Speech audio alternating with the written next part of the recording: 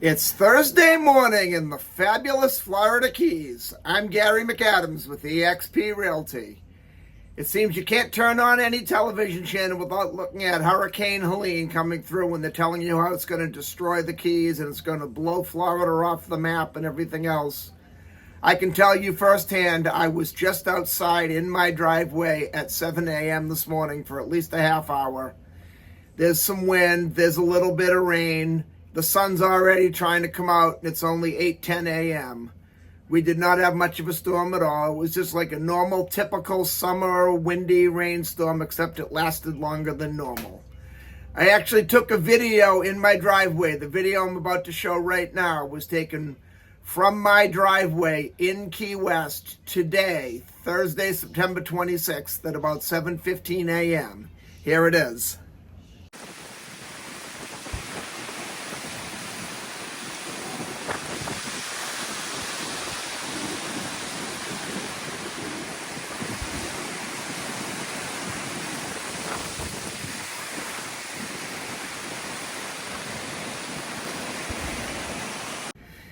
As you can see, the Florida Keys are still standing. Key West is still beautiful. Northwestern Florida is definitely going to get beat up some this afternoon, but it's not going to be anywhere near as bad as the Weather Channel makes it out to be. I always tell everybody the best thing you can do during hurricane season is unplug your television. Enough about hurricanes and bad weather. Let's talk about real estate. This is my morning market MLS update video I do every day right about this same time. I report all the new listings in Key West and the lower Keys that have come on the market in the last 24 hours. If you watch this video every day, you will know about every new listing from Big Pine Key down to Key West, the same day the realtors know about them. That'll put you ahead of most buyers. I find most buyers wait for a home to come on to Zillow or Realtor.com or Trulia or one of those sites before they inquire, and a problem they face there a lot is by the time those sites put a home live online, it's been on the multiple listing service a couple days and all the good deals are already under contract. If you watch this video and you see something you like, call me right away. I'll make an appointment for us to go see the home. If you're not here locally, I'll go see it on your behalf and we can do a FaceTime walkthrough video or a live video chat of some sort. And if you like what you see, we can write up an offer and have you under contract before most buyers were ever even aware the home is for sale. You can also get a much more detailed description of these listings, including photographs, if you follow my blog, keywestinvesting.com. There's a lot more details on the homes in the blog, a lot more information, any unique features the homes might have, things like room uses and intentions, room sizes, photos of the inside of the home, photos of the outside of the home. If the home happens to be waterfront or happens to have a pool, there'll be photos of the water view, photos of the boat dockage, photos of the pool. It's just a lot more information than I can cram into a couple-minute YouTube video. If you like this video and you want to see more videos like this so you know what's being listed in the Florida Keys at what prices, please subscribe to my YouTube channel. I do a video just like this every morning.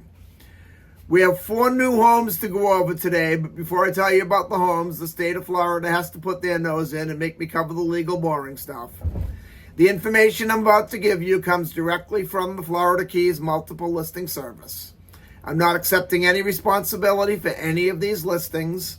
I'm not claiming any of these listings to be my own listings, and I'm not accepting any responsibility if there's any inaccuracies in the information I give you. I'm simply reading it to you right from the Florida Keys Multiple Listing Service. The first house we have is a great house on Truman Ave in Key West's Old Town neighborhood. The architecture is what they call an eyebrow house. If you look at the blog, keywestinvesting.com, you'll see in the photo. The eyebrow houses, the eaves hang out much further than the normal eave on a home, and it covers up the upper level windows, the upstairs windows. That was done to keep the home cool back in the days before we had air conditioning. The architecture style is pretty popular in Old Town. It's very, very popular in the Bahamas and some of the other Caribbean islands because they still to this day don't have air conditioning in a lot of the homes. I like them because of the air conditioning and the cooling. It keeps your energy bill down, but also I just think they're beautiful. I personally like the architecture myself. This one's a 3-bedroom, 3.5 bathroom, 1,932 square foot house with off-street parking for 2 cars. And off-street parking in Old Town, if you listen to any of my videos, you hear me say all the time, is a very important feature. Parking in Old Town on the street can be difficult. This one's being offered at $1,799,000, which is an extremely low price for a house of this nature in this location. Then in Key West's Newtown neighborhood on Eagle Ave, in a section we call Smurf Village, there's a 2-bedroom, 2-bathroom, 1,032 square foot house. It's being offered at $575,000, which sounds extremely low for a house in Key West, but now the other shoe drops. This is where you'll hear me tell you to do something you very, very rarely hear a realtor say. Don't buy this house. The Smurf Village homes are just a nightmare and a lawsuit waiting to happen. Somehow they got a legal dedication as being called a single-family home, but they're actually quadplexes. There's 4 deeded single-family homes inside one structure. They all share a common wall and they all share the same roof. But because they're single-family homes, there's no HOA, there's no rules, there's no governing body, nothing guaranteeing everyone's going to do their fair share when it comes to maintenance. If the property needs a new roof and it's only leaking on your neighbor's side of the roof, all 4 owners have to pitch in their fair share to get a new roof, because if your neighbor's house is leaking, it's going to eventually get over to your roof, or if it damages their interior walls and you share a common wall with them, it's going to damage your wall. If the house needs to be tented for termites, which we need to do just about once every 10 or so years in the Keys. That's just part of living in the Keys. If you live in the ocean up north, you have to paint your house every 5 to 10 years. If you live in the Florida Keys, you need to tent your house to termites every 10 years or so.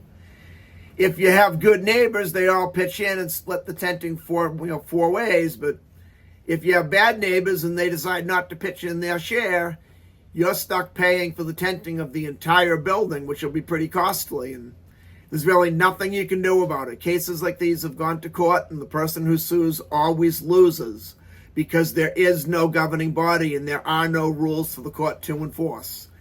I've been telling people for years, stay away from Smurf Village.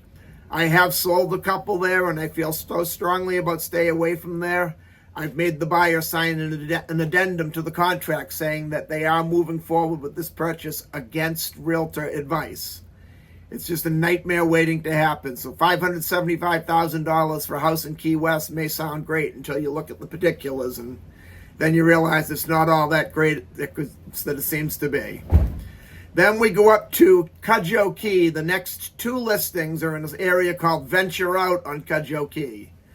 Venture Out's a very unique community. The biggest feature of Venture Out, people buy them mostly as investment rental income properties. They have a transient license allowing these units to be rented 1 day at a time. Where all of Monroe County, unincorporated Monroe County that is a 28-day minimum rental period by law. And Key West is a 30-day minimum rental period by law unless you have one of these transient licenses. Venture Out has a gated community, a 24-hour manned gate, and it is very difficult to get through that gate if you can't prove that you're living there or renting there. They also have a 24-hour security person either walking the grounds 24/7 or riding around in a golf cart. They have a spare storage lot outside if you come down with your boat in a trailer where you can store boat trailers or larger trucks or some smaller RVs or things. Inside the gate, they have everything you could want for a resort lifestyle. There's tennis courts, there's pickleball courts, there's a large resort-style pool, there's a full-service marina, a boat ramp, ship store, fuel dock. They sell soft drinks, beer and wine, suntan lotion, bait, tackle, all the things you'd need for a day out on the water. Shuffleboard courts, I'm not sure if I mentioned that earlier, I may have. All that being said, they're all mobile homes and they're very overpriced in my opinion. The first one, for example, is a 2-bedroom, 1-bathroom, 720 square foot mobile home. And this is one of the least expensive properties in Venture Out, and it's being offered at $358,000. It's on a dry lot.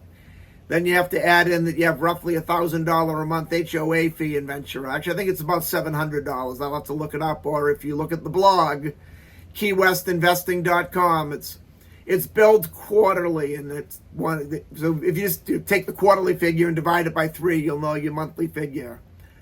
I've ran the rental income on a lot of venture out properties, probably 20 of them. Some complete dry lots, some canal front, some open water, some canal front with an open water view. On average, I come up with a gross ROI of about 4 to 5%. By the time you figure in your net with your property management fees, your HOA fees, your taxes, your insurance, your cleaning, your maintenance, you allow for a 20% vacancy rate, which is about average on a vacation rental home. You're lucky to see a 2 to 3% ROI. You could put your same money in a CD and a savings account, with any number of local banks and get that same ROI. Most of the rental properties in Key West, I tell the owners you want to shoot for at least a 6% net ROI. Some of the higher priced ones in Key West, you can get an 8 to 10% net ROI. So I think venture out is just overpriced. Then the next one also in venture out is a 2-bedroom, 2-bathroom, 836 square foot mobile home. This one is also on a dry lot. It does have an open water view. So it's 116 square foot bigger than the other one. It has one more bedroom than the other one, and it has an open water view. But it's $598,000. Let's just call that $600,000 for a trailer that's not on the water.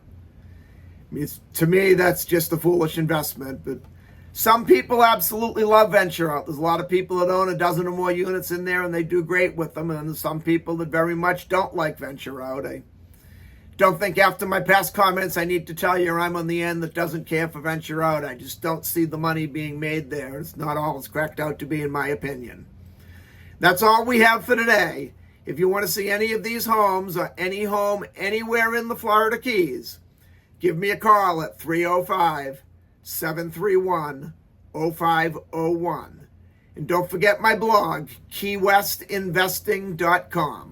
I'm Gary McAdams with eXp Realty.